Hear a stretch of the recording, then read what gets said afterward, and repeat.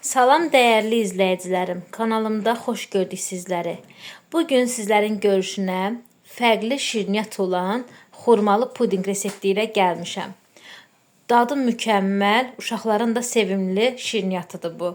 Siz də rahatlıqla hazırlaya bilərsiniz. Əgər evinizə qonaq gəlirsə 5 dəqiqəyə çayınız dəmlənənə qədər hazır olacaq. Bizə lazım olan ərzaqlar xurma, kakao, bal və üzərini bəzəmək üçün kokosdan istifadə eləyəcəm.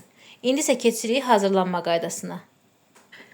Əvvəlcə xurmanı götürürük, bu qaydada 2 hissəyə bölürük. Daha sonra isə qaşıq vasitəsilə içini təmizləyib atırıq belə bir qaba. Bir şeyə diqqət edin ki, içərisində tum qalmasın, çünki bunu blenderla əzəcəyik.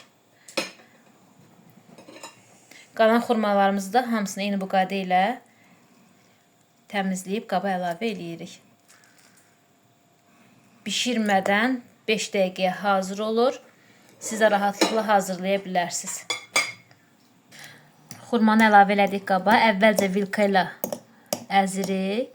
Sonra isə keçirib blender vasitəsilə püre halına gətirməyə.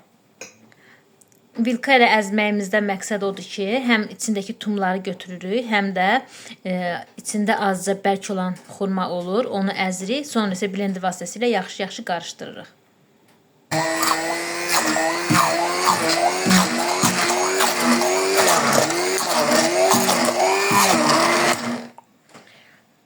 Əvvəlcə biraz xurmanı əzirik blender vasitəsilə. Daha sonra isə kakaonu əlavə edirik. Ərzaqların tam miqdarını alt bölmədən qeyd edəcəm. Və üzərindən də balımızı əlavə edirik.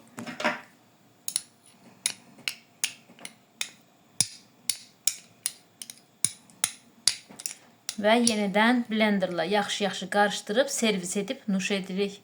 Bu qədər asan və sadə.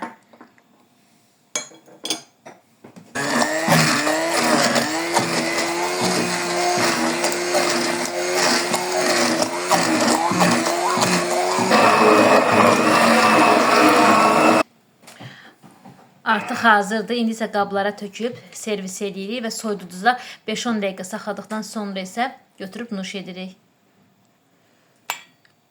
Bu qaydada servisi edirik.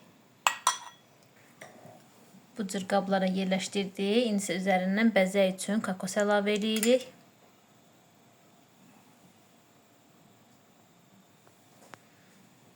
Və nuş edirik.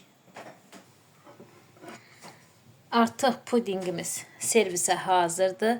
Əgər videomu, reseptimi bəyəndinizsə, kanalıma hələ də abunə olmamışsınızsa, kanalıma abunə olmağı, videolarımı sona kimi izləyib, rəy bildirməyi və dostlarınızla paylaşmağı unutmayın. Hələlik.